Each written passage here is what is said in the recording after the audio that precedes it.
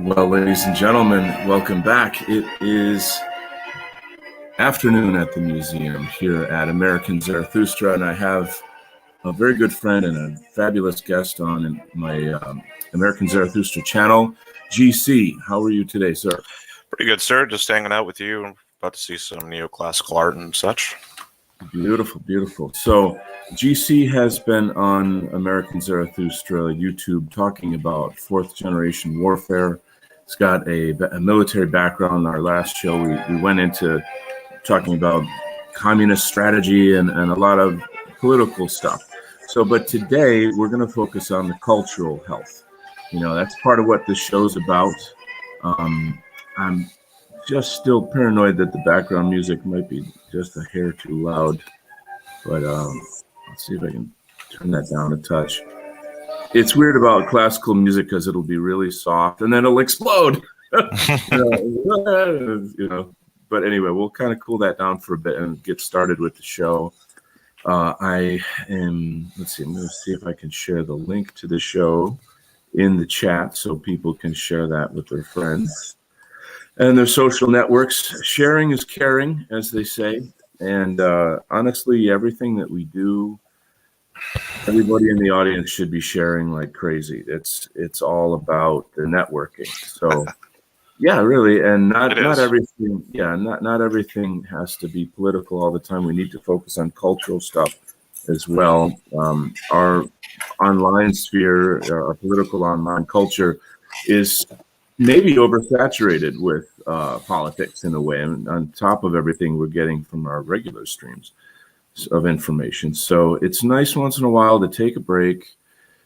When I lived in New York City, I would go to the museum, the Metropolitan Museum, at least once a month, but probably more frequently than that. And of course, there's all kinds of other galleries, museums in New York City, but that was my favorite. And it's just something beautiful and meditative about it that's culturally enriching. It gives you a sense of who you are, who your ancestors are, the greatness of our ancestors, etc. And so that's kind of what we're attempting to do here on Afternoon at the museum. And so I hope that you guys will join me and again share the show. It's important that we reconnect with our history, and the arts are one of the best ways to do so. So now maybe you can tell us why you wanted to look at classical art, neoclassical art, and romanticism. For me, my art background isn't as extensive as yours at all, to say the least. But I would say that at this juncture in our cultural revolution as a movement, that we're trying to reignite the old ideals that form some sort of basis for us to step off from. Mm-hmm. I often look at revolutionary movements and stuff like that in history and stuff like that. I would say that the older ideas are more animating than the postmodern ones. So any art that typifies that sort of era, you know, the classical, neoclassical, romantic, especially the romantics, that was a big thing back in Central Europe in the day. Really does show that. I'm also kind of sympathetic to Impressionism because that shows it's not really folk art, but it focuses on the common people, the landscape, the buildings, the architecture, stuff like that. I mean, but Impressionism is a very wide genre. It's not like just one thing, you know.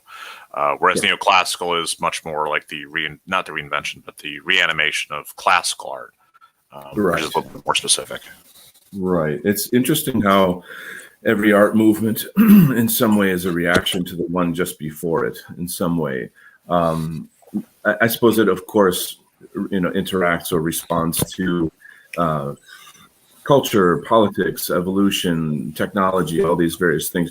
And something that's important for people to know about Impressionism specifically is with the invention of the camera, it kind of put visual artists, painters specifically, in a quandary. There's a sort of a question of, well, here's this machine that can duplicate reality almost exactly, right, in black and white. Yeah. So what's painting's role now? What is that? And so the themes of Impressionism are very, like you say, folk-oriented. You know, they're just simple portraits, landscapes, still lifes, ordinary life, you know, but it was the way in which they were painted where that's the idea, the impression, to give an impression of something. They say that it's more about light and, you know, that kind of thing. So maybe at some point I'll do a show on Impressionism.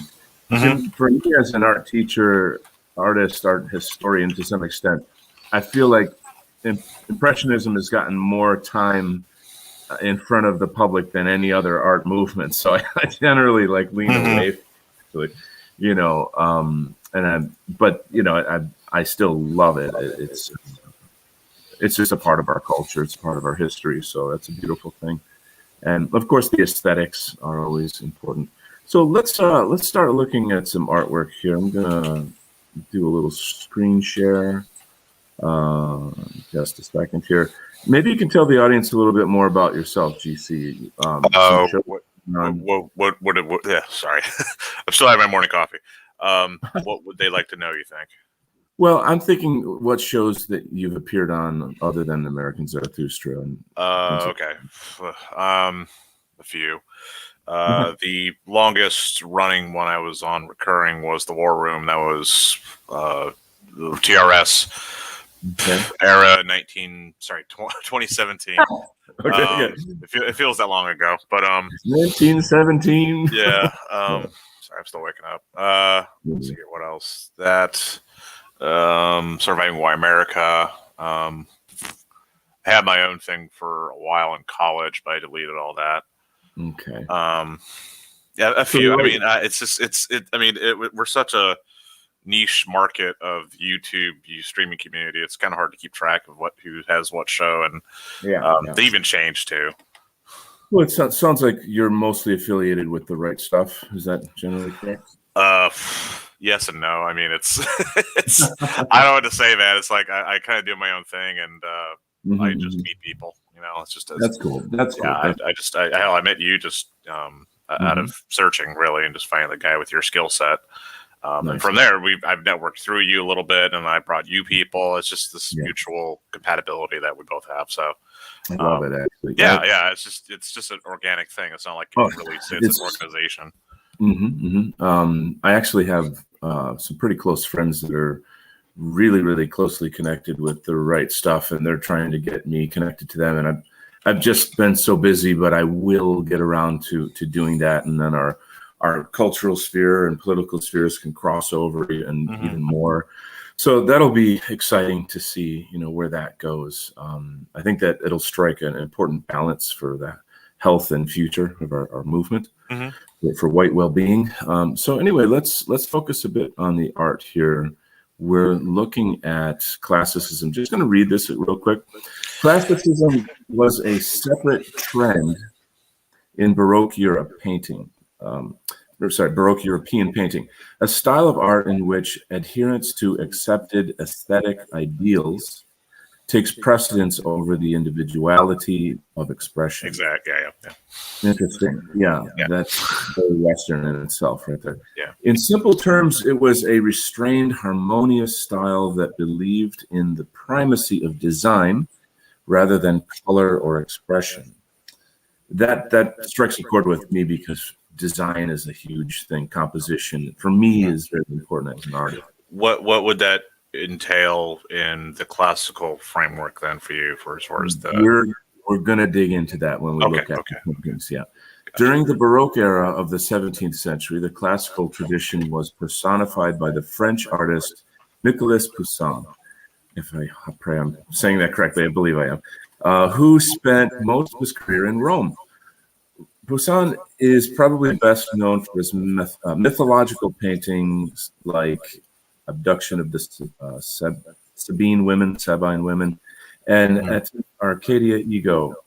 Although he was also an important pioneer of classical Arcadian landscape painting, a genre dominated by another French painter based in Rome, Claude Lorraine, Like Poussin and Lorraine, Simone Vouillet also spent a major part of his career in Rome before returning to Paris as court painter for King Louis VIII.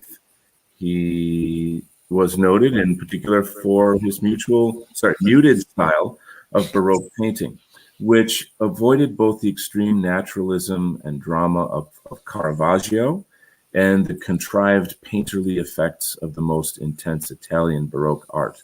So there you go with the responding kind of against the previous art style. Right, right. In general, the aesthetic of classicism was chiefly preoccupied with the overall balance and harmony of composition. Here we go with composition, rather than finely rendered detail. While the classical painting is quite realistic, individual features and textures are nonetheless often simplified, since these areas are of secondary importance.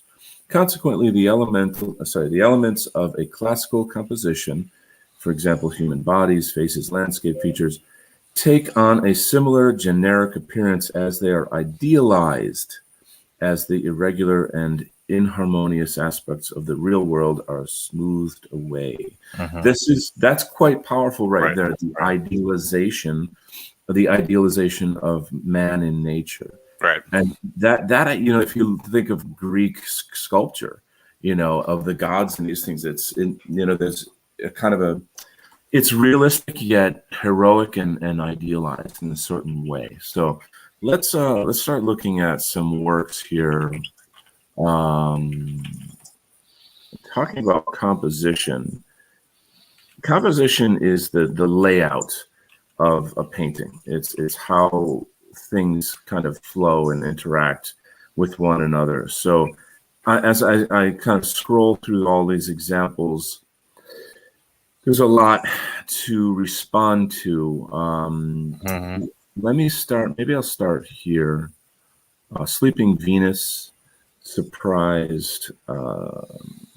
So this kind of art talk stuff here. Let me give you a sort of a pattern here from which to look at these things. So number one, we always ask, well, what is it?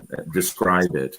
And then you ask, do you like it or not? And so these are just two simple ways to go about art criticism and art appreciation. So what is it? Well, here we have a mythological painting of these satyrs kind of like surprising these women here and waking up these women. So that there's a classical theme with mythology. But look at the pattern of this. We have, for starters, the way the light in the center of the painting kind of like some kind of a cloud formation, but it almost looks like lightning, and it points us right down to her. The whole painting is almost like an arrow that points to this woman here, which is an interesting compositional layout. Paintings don't paint themselves, right? You have to figure, how am I going to put this together, right? So here you have generally this kind of triad. There is a little cherub here who's removing this red garment. So you have really these three are the most important, and then you have these two back here, but they're very, very vague. It's not easy to see quite. Yeah, it's part of that background. Yeah. So here, that's the use of atmospheric perspective, whereby through painting that more vaguely and with like muted colors, etc., less detail, that pops this forward by contrast. You see what I'm saying? So I don't know, what are your thoughts about this painting? Well, we're relating back to the prologue there you gave about the idealism of classicism that reflects itself from the Greek philosophers, because they believed that man was moving toward perfection but never reaching it, whereas in our material universe, or our material meta space now, it's man is perfectible. So you see this not classism, the antiquity idea reflected in this painting, of the manifestation toward the perfect but never reaching it. That's why often in myth you have satyrs and cherubs as being avatars of certain characteristics of the human psyche, which Right. is also a myth in Greek mythology. You think that mythology of old time maybe was the psychology of its day. Obviously, it has like a religious sort of spiritual dimension to it, but mythology is a really important thing. Maybe artists today in our movement in the White Art Collective should think more or study more about mythology, and maybe we need to have a revival of our mythology. That could be an interesting project. It would be good. I would say that's a great source of inspiration for art, particularly me. I would say historical events, since we're living in the context of a few I like to think about, like we talked about earlier. As far as this one goes, I'm not really. I mean, satyrs were kind of the mischievous. I'm also thinking of Pan. Was Pan a satyr also? Right. Yeah, because he had that flute that would seduce or lure women into the forest. So this is kind of the mischievous unraveling of the feminine mystique, I would say. Maybe. Yeah, as I said, it's not really an academic show. Right. It's more about, the aesthetics, culture, like a casual show. So here we have a Nicolas Poussin painting, Ronaldo and Armida. So I would have to look up what's the story here. It appears I have no context.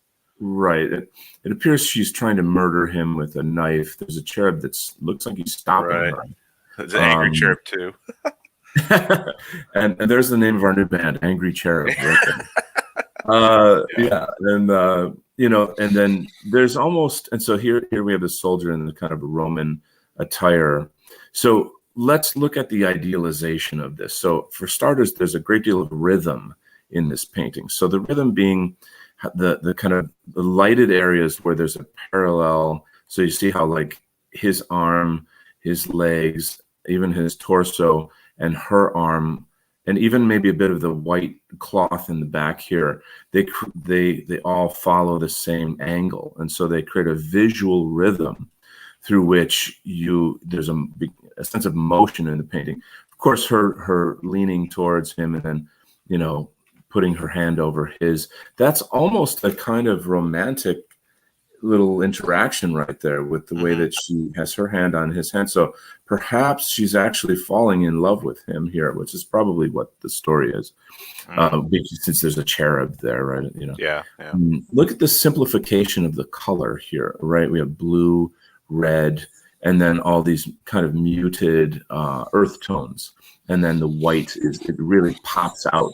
So as far as color as an expressive vehicle, it's muted more so to tell the story and to kind of get across this kind of simplification that, the aesthetics. So in a sense, it aligns with the philosophy of classicist aesthetics is what I'm saying. Whereas if you were to look at, a Fauve painting or even an impressionist painting, that the colors are quite wild and brilliant, and they're dazzling. They dance off the canvas, in this marvelous symphony that delights the eyes. So it's more eye candy in a kind of way. It's like a purely aesthetic experience. Whereas this is more psychological. It's more about the human experience. And then, of course, there's the mythological aspect of it. How do you feel about this piece? Mixed. It's interesting because it's a clashing of attitudes is what it feels like to me. The angry feminine attacking the masculine. No, I'm serious. Like you have her breasts being exposed and the masculine dominant position over a victim soldier there. Yeah, it's complex, and the cherub trying to act as the balance or the arbitrator, I guess. I'm not really sure how I feel about this piece, but yeah. It's interesting because like you're a soldier, so you brought that into it, and I that didn't even occur to me. And I mean, there's definitely what do you want to say, like the theme of her murdering him in his sleep is pretty disturbing. It's a kind of almost like a Salome kind of a story, and then this guy being the Roman soldier. I think we identify with Roman soldiers in some idealistic way in our movement, in the white positive movement, right? That's a great, in a sense, the foundation of our modern civilization in so many ways.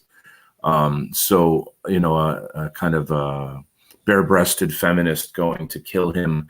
It actually maybe I misspoke. I didn't mean to speak it like that though, but it's like, well, it's an interpretation. Yeah, because I'm sure that's not what the painter meant. No, but that's kind of actually that's part of the nature of art, is that we have interpretive freedom. You see what I'm saying? Like you brought something of yourself to this painting that I didn't even think about. Right. And again, that is sort of the magic of art in itself. So let's move on a little bit here. Hold on. Kind of back out of this a bit. Maybe take a look at maybe one more piece, and then look at some neo-classical art. There's a lot going on in this. A lot of wartime scenes. There's some, like Christian martyrs. Of course, there's a lot of romance. There's, a bit of the there's a lot of romance, heroics, sacrifice, martyrs. Right. You know what? I'll tell you what. Why don't we jump over to the what do you call it? The neo-classicism. Okay, that sounds good. Let me kind of pop out of here, and then we'll do that. But good morning to everybody, or good afternoon, or wherever you are. Everybody in the chat, thank you for joining us. We're gonna do a quick look at something else here. GC, do you go to art museums, and is this kind of a thing that you? I recently visited one. Let's think here. About 3-4 months ago. They had a few pieces. I have to look at my phone. I don't have. Anyway, I'm sorry. I'm not going to go through my pictures and try to find it. But a lot of it was Impressionist and some neoclassical. Okay. The pieces were like, I would say 8 by 12 in some cases. They were monstrously huge. But the landscapes were fantastic. There was one done in Spain with a fire, and it was representing the destruction of the villa. It was really good stuff. I do go occasionally. It's not often I'm able to go to those places. Yeah. Well, the description for neoclassicism is way too large. I'm just going to read one selected paragraph here, just to get the audience on kind of up to speed. Neoclassicism was inspired by the discovery of ancient Greek and Roman archaeological sites and artifacts that became known throughout Europe in popular illustrated reports of various travel expeditions. Scholars such as James Stewart and Nicholas Rivet made a systematic effort to catalog and record the past in works like their Antiques of Athens, 1762. Wanting to see these works firsthand, young European aristocrats on the Grand Tour, a traditional and educational rite of passage, traveled to Italy in search of art, culture, and the roots of Western civilization. As cultural critic Matt Gross wrote, Rome and its Roman ruins, Renaissance works, and recently discovered antiques became a major stop. Famous artists such as Pompeo Battoni and Antonio Canova held open studios, as many of these aristocratic tourists were both avid collectors and commissioned various works. So that's quite interesting, how an archaeological event kind of stimulated something new in terms of an interest in looking back into our history. I suppose maybe classicism kind of maybe hit its peak, and that something new needed to kind of happen. So Jacques-Louis David is one of the most famous painters in the neoclassicism style. So let's have a look at some of his works here. Again, for people who've studied art history, things like the Oath. The Oath of the Herati. Yeah. Right. This is one of the most well-known paintings, and it's pretty heavy if you consider the Right. fact of where we are as a race, where we are even as every European country or country of the European, the Imperium around the world. We're all right at this juncture right here, Yeah. where Yeah. we have to face up to some very heavy challenges coming forward, and looking at our ancestors and how they did that as well. In some way, it draws us back to that. It kind of enriches our own blood in a sense. There's a certain tragedy and sadness to it, but at the same time, a courage and a heroicism. So let me just get your impressions of this painting. I actually am familiar with this one because I looked into its history. So I mean, it's not really a first impression for me because I'm kind of familiar with this painting already. But my impression is the uniformed brothers there. The father is in the center there, offering his blades to his son to defend the city of Rome. Right. And the women in the right side there actually were lovers of the men they have to fight against in the next city state. So it's a mixed tragedy of masculine duty, fatherly sacrifice, I guess. And then the lament of the women there for the men's sacrifice. It's intense. That's a whole new dimension. I didn't know that. I figured those were like the sisters and mothers, or the family members in a sense. The historical background was that there was a 3 versus 3 duel with Rome versus 3 other men. I forgot what the name of the other city-state was, but these 3 brothers volunteered. 2 of the 3 died, but then the last brother killed the other 3. So it's kind of one of those come from behind victories. I guess it kind of, I don't know if it historically happened. I don't know if Livy wrote it or something, but I think there is some historical relevance to this caricature of these men here. But yeah, it's a bit of history there. So interesting here how classicism, or rather the sort of values or aesthetic structures and rules of classicism have come over into neo-classicism, where you have, again, the under representation of like wild colors and expressiveness. This is a very posed painting. It's highly posed, right? This doesn't have that wild, everybody just seems to be randomly thrown into a scene and they're all in the middle of doing something. Or rather, it's very balanced, in this sense, with the 3 guys here and essentially the 3 women. The 3 swords, right? The 3 gateways. In the back. There's the balance. The balance of the geometry on the floor there and all that too. It's beautifully done. I mean, I think that it's important to look at works like this. Again, as an artist, I'm really, I vibe a lot with this kind of work because of that kind of posed supercomposition, if you will. Not all of my art is like that. I think that I like organic art. It should have some organic level to it or some asymmetrical qualities. But for me, in a sense, this is theater on a canvas. Do you feel that?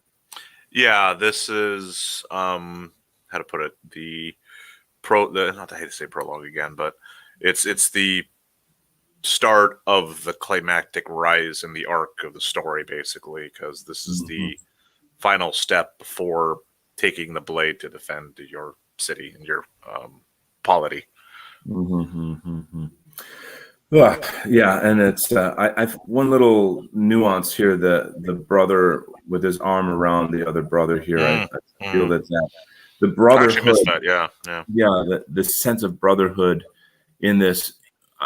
In a weird way, these almost look like Roman salutes too. The way they are. I think that's actually what it's from. I remember reading somewhere that's actually where that came from. Yeah. Now, here's an interesting thing I love to do with artwork is to isolate one section of it. Now, that could be a painting all its own. You see, in a way, actually, there's a period in Picasso's early career where he did a lot of work that actually looked like this. You could see. That's just another topic, but oops, Oh dear, I lost my. I gotta pull that up. Okay, so let's move on a little bit. Maybe have a look at another piece. Here, of course, you can see Napoleon. This is one of the another very famous piece, The Death of Marat. I am shamefully, I've forgotten my art history here, my French history. I believe he was, I don't know if he was assassinated. I think he was assassinated. He had a skin ailment where he had to take these baths, and he was found dead. It had something to do with the French Revolution, I believe, and all these aspects. So it shows a little bit of a different aspect. Now you can't, in a sense, tell that it's 17th century or 1700s in France exactly. This could actually have been maybe in Rome. Just in terms of there's not a lot of information to show what's happening, but here compositionally it's quite simple. This really big negative space of kind of darkness, Just blackness. Yeah. It's weird because like if I were to compose this, I would have made it half the size. I would have like cut off that entire top section to focus on the theme of the artwork. But it's like in music, it's the silence in between the notes that in a sense creates the drama. And it gives this sort of a greater sense of like air and space. There's a weird, almost horrifying silence in this painting. You know what I'm saying? Beautiful lighting coming in here. Very, very lovely, delicate paint handling in the figure and that kind of thing. What's your impression of this piece? I think the black space is what really sets the tone for the whole painting, though, because it's over the dead body, but then the lightness goes toward his last word in that letter. So it's emanating from that side of the painting too. But then you also have the soap box, I guess. I don't know what that box is right there. Right, that's some kind of a table or something. Yeah, it's a table, something with his name on it there. So So this painting does. Oh, there it is. At the very bottom, it's quite hard to see, but there's a razor right at the bottom. I can't quite get this particular website to cooperate with me in the moment, but. Anyway, let's since we only have about an hour here, I'm actually going to move on over to Romanticism. This is certainly an art movement that I'm passionately in love with. It's just part of kind of who I am, I guess, as a person. But there's something in here that I think our viewers will really like a lot. So give me a quick second to. Yeah, no problem.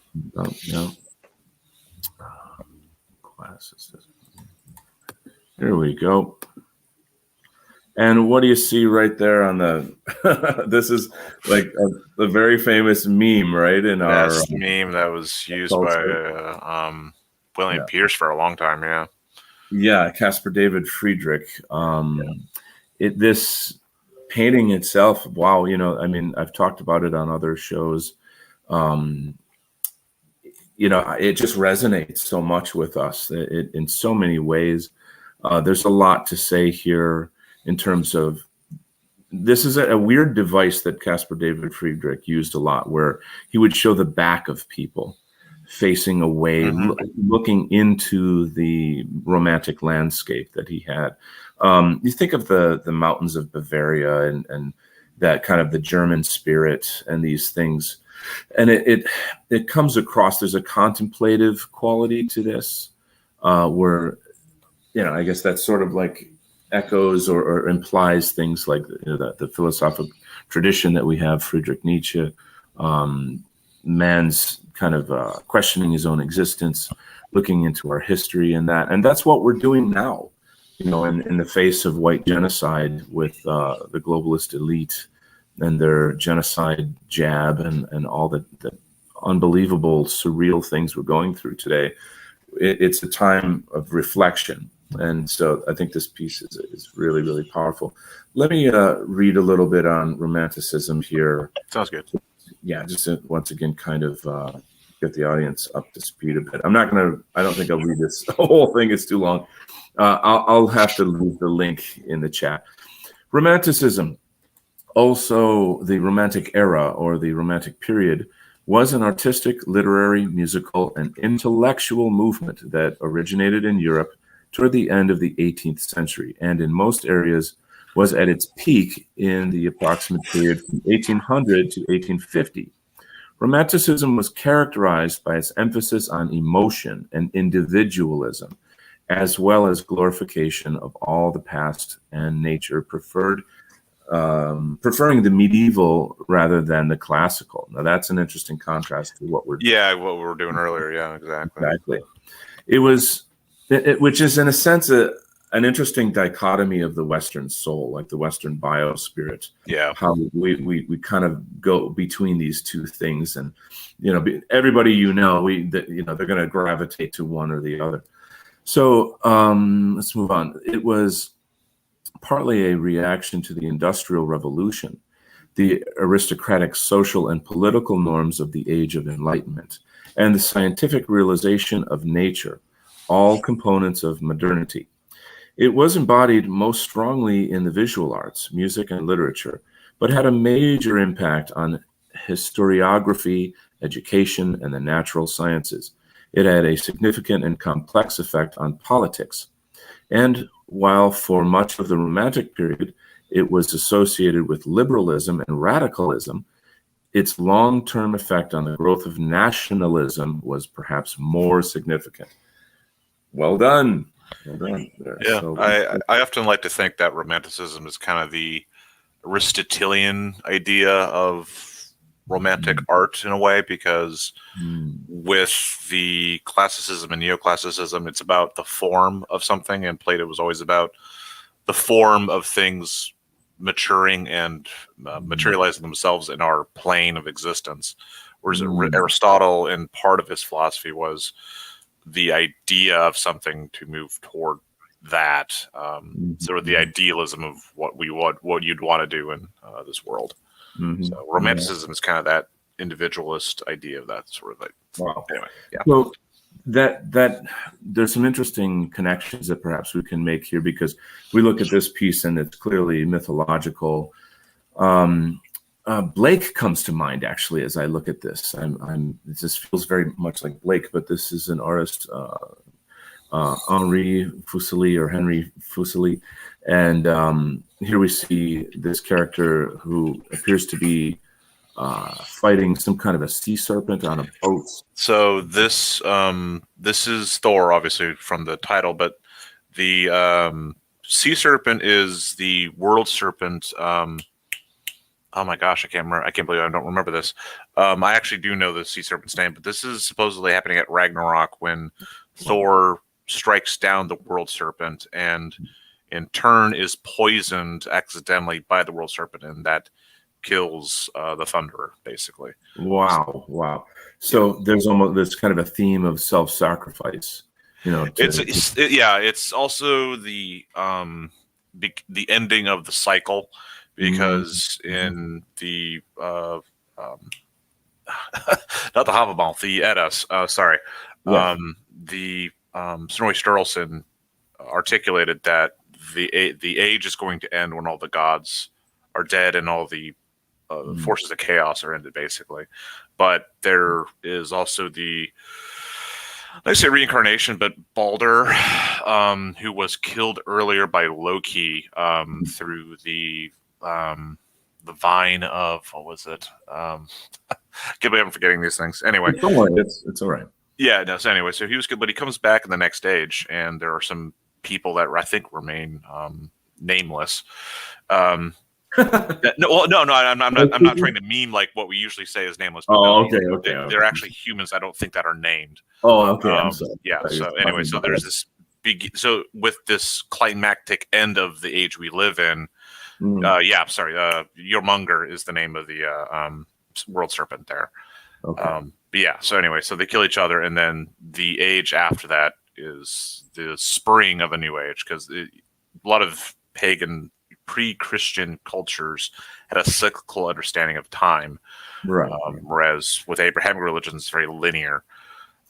This is one of the most significant differences between I don't know if it's fair to say the Abrahamic, but at least Christianity is the sense that time ends, that there is an end to the world, and prophecy and etc.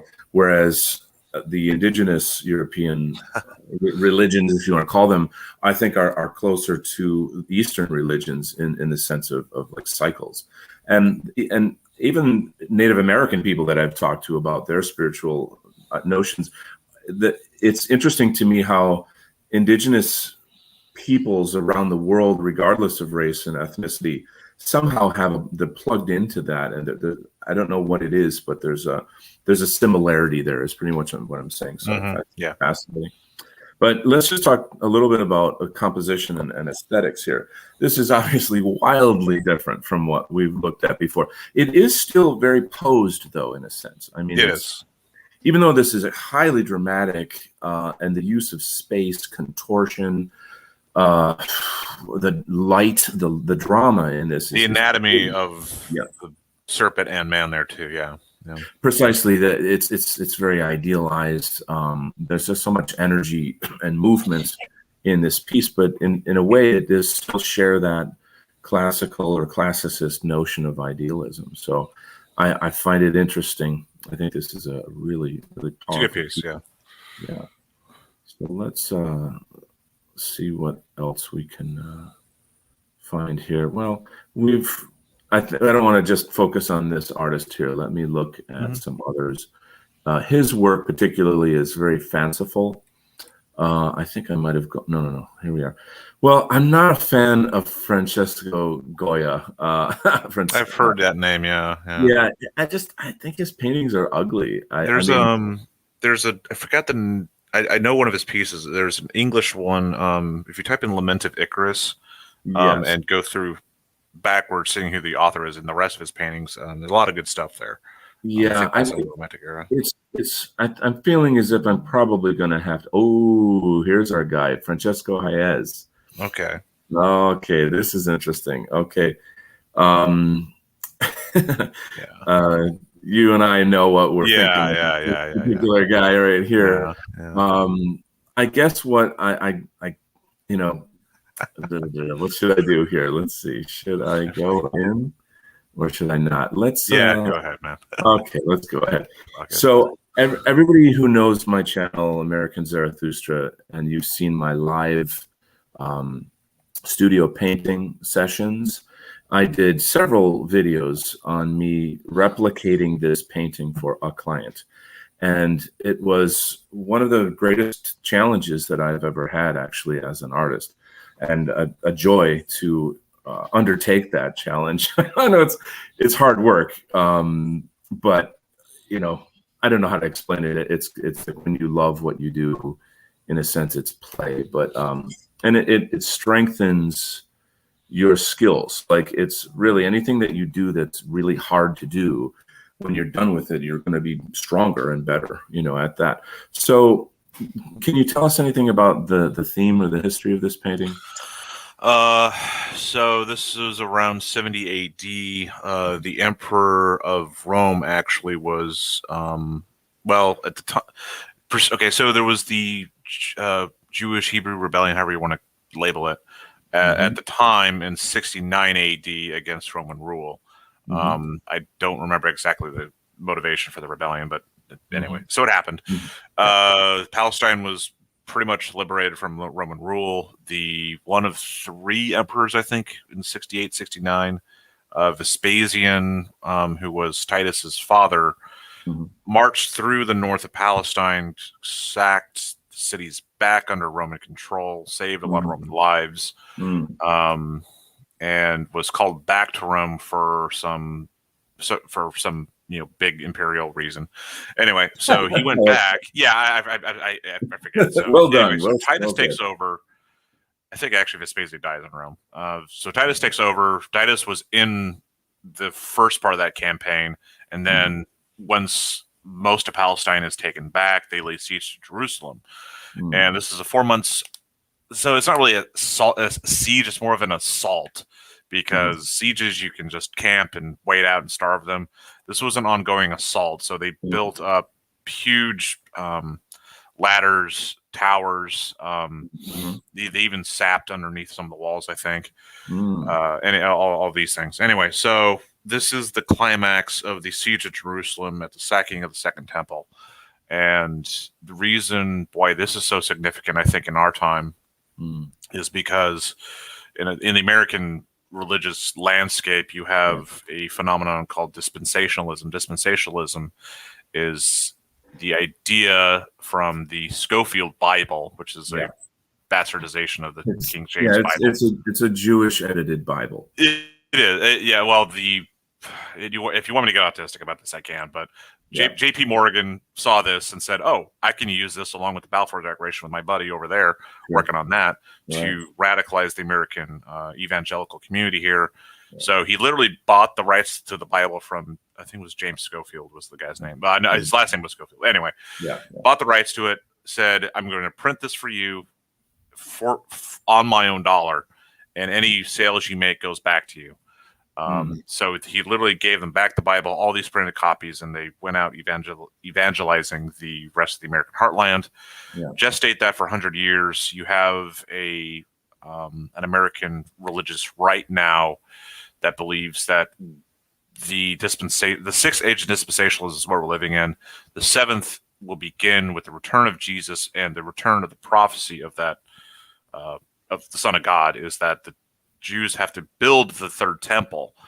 So in context of what this destruction of the second temple was, is that there's been this 2,000-year period, and now that the Jews have returned to Israel, they need to build a third temple, and they have to have Israel for that. So that's why we have to support Israel and all these things. So it has a material and geopolitical ramification of what happened 2,000 years ago upon what we're doing with our own foreign policy and our military in the American empire. So that is a little bit more deep than I think most people really want to relate to. I love it. I love it. I've done my own research on it, but I could never have put it as well as you did just now. So well done. And it ties it right together with the entire theme of this show, and even beyond to the theme of American Zarathustra, whereby we need to reconnect with our arts, which then connect us to our history. And you just like put it in like one massive white pill right there. So bravo, that was well done. So the piece itself is quite dramatic. I'm zoomed in a little bit. Some of the edges of the painting are not quite. Let's see if I can go out. I don't want the computer to like jam up on me or whatever, but I'll sort of talk this through a little bit. So the Romans sacking the temple in Jerusalem. You've got this particular photo of the painting is much darker than the actual painting. I don't know why or whatever, but anyway, there's this temple here is just on fire. There's all kinds of fires going on all over the place. Here you have, essentially Romans coming in and like killing all these Jews, and they're fighting back. But the Romans are also stealing gold and other kinds of things, Yeah, that was kind of a big thing for Titus. He literally tried to keep them from sacking Jerusalem, but the fanaticism of the zealots, I forgot the name of the rank of file of their religious fighters they had there in Jerusalem, but they were screaming banshees basically, and the amount of bloodshed that went back and forth because they had to build a ramp up to, I think, the old section of Jerusalem. Anyway, had a ramp to go up, and they had this big seesaw battle in this one choke point for a long time. There's a great YouTube documentary on the Battle of Jerusalem. It's like in 4 parts too. It really goes into it really well. There's a lot of sacrifice by the Roman soldiers during this whole fight. So the built up frustration and how to put it, the zenith of victory, over this sort of fight, it overtook their emotions and their discipline, because Roman discipline's legendary, right? But this is one of those times when it, didn't quite hold sway over the soldiers.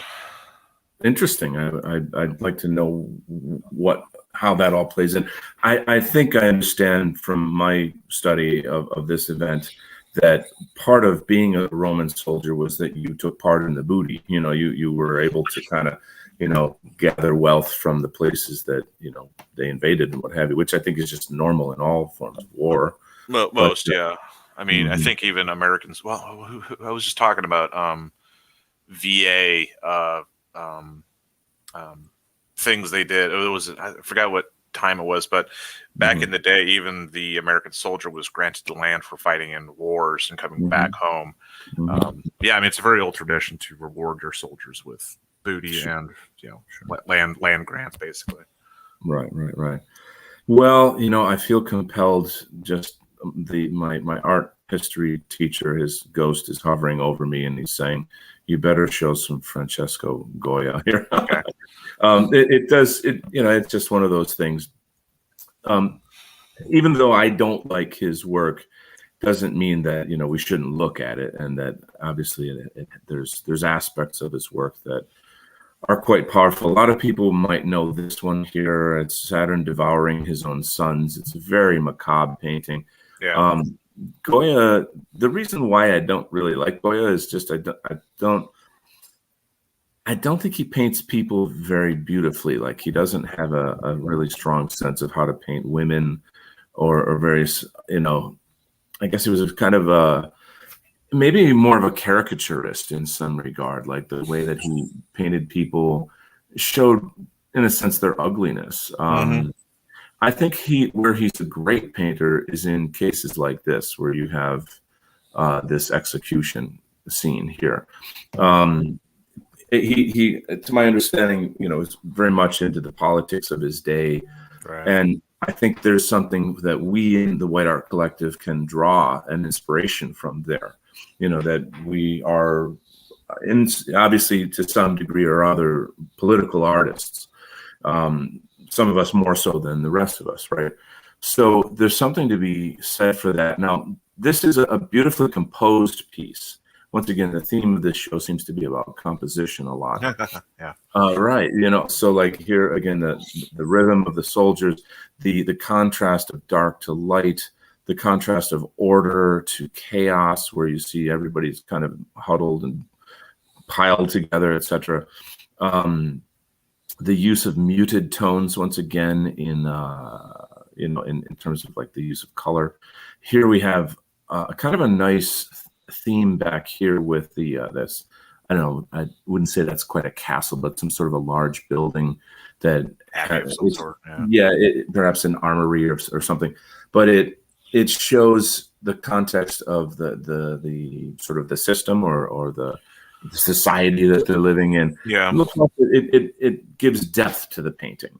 If that was not there, the sort of the, what's it called? The field of view would be very shallow.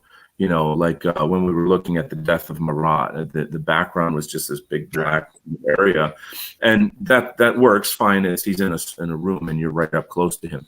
Whereas here, this gives a stronger sense of space, but even the theme of the building plays into. I've been looking at it since you've been addressing it, and it's interesting because you look at the background again, it's black, but you also have in not the foreground, but the background of the darkness there, the building. And you can take that in a few ways. Like, you could see the really just grotesque brush stroke he has above the victims there. It's just like you just took a broad brush and just swiped it there in a really immature fashion. But I'm not a big fan of Goya either, obviously. But it shows in the background, you have basically 2/3 here. You have the soldiers in order, discipline, firing line, the victims in light, obviously. So he's sympathetic to the plight of the executed. But then also in the background from all that is the idea of, I don't know, you could call it the state if you're antagonistic toward the soldiers, or society because of the population being shot by the soldiers, and it being cast in darkness, though. So obviously, you have the illumination of the executed and then the darkness of society in the background there. So anyway. Right. So I find this quite interesting because it's all these elements that work together in concert, whereby we're looking at the pieces and the parts. We're saying, what is it? Like I said Mhm. before, as we critique, what is it? And then we have some historic knowledge, but the painting itself gives you historic knowledge to an extent in the composition. And then there's sort of an interpretive and an emotional experience that you can have. So again, there's the magic of the arts, Yeah. and how all of these wonderful things kind of work together to create the art experience, if you will.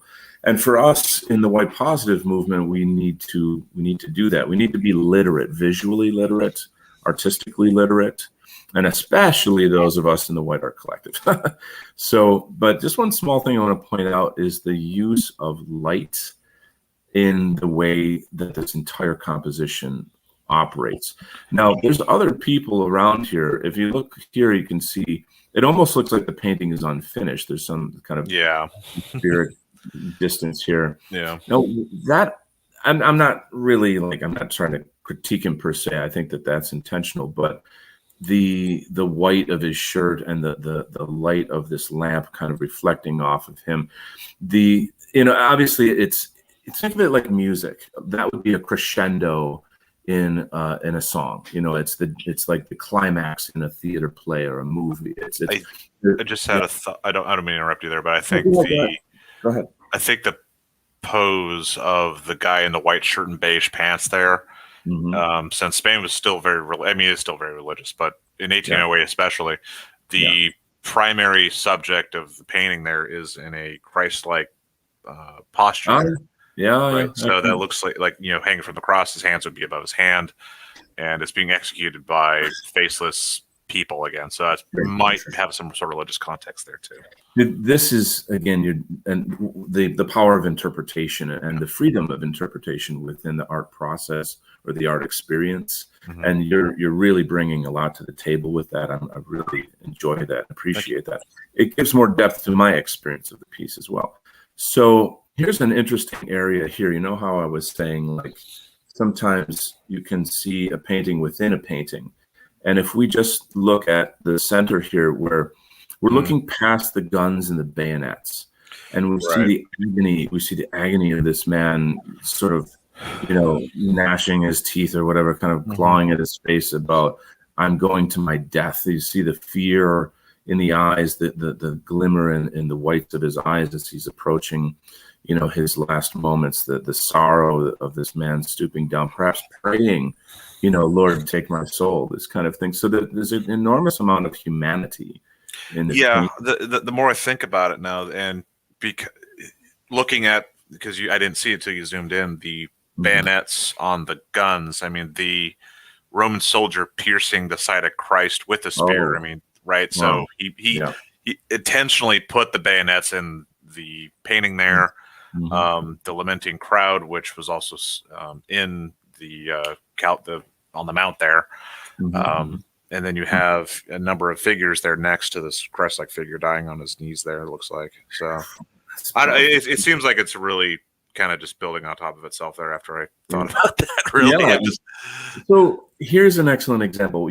This organically demonstrated to the audience how the art experience can become exponential as you surrender more to the painting or the piece that you're experiencing. You have to let go. You have to fall into it and swim inside it, feel it, go into it. And there's even something visceral about just the paint itself, the way that it's not all kind of, what's the word I'm looking for? It's not all soft and nice. It looks like it's slashed onto the canvas. Wait, does he have a hole in his hand there? It does look like he does. Okay, that's a dead giveaway. That's a dead giveaway. That's like there, dude. Yeah, I noticed that. Yeah. Right. Yeah. Earlier, I was looking at that, and I'm like, that's a dead giveaway. Okay. All right, there you go. But yeah, like it's almost like the painting was done in a hurry, with the way that the paint handling is kind of like slashed onto the canvas. But yeah, anyway, this is quite a powerful piece, and this is an excellent example of the period of Romanticism. There's so many other artists that I think deserve time and attention on that as well. But we have reached our hour point here, and I want to thank you, GC, for really, really making this a phenomenal show, what you brought to it, both historically and in your interpretations, and you're very well spoken as well. So on behalf of the audience, I thank you as well. Thank you for having me. Awesome. And so thank you very much to the audience for joining us today. I know not everybody's free on a Friday afternoon. So it's fabulous to have you guys here and to see your comments. We love you so much, and we ask you, please do share the link of this show in your networks. Like I said at the beginning of the show, none of this really means anything if it's just kind of living in a hole. We have to get it out and get our culture out. It's just as important as our political shows in the white identity sphere. So yeah, thanks again for joining us, and keep your eye out for notifications. Click the notification bell. I do have a lot of new shows coming out, a lot of live streams and this and that. So it's going to be exciting. Once again, thanks, GC, and thanks to the audience. You guys have a fabulous day.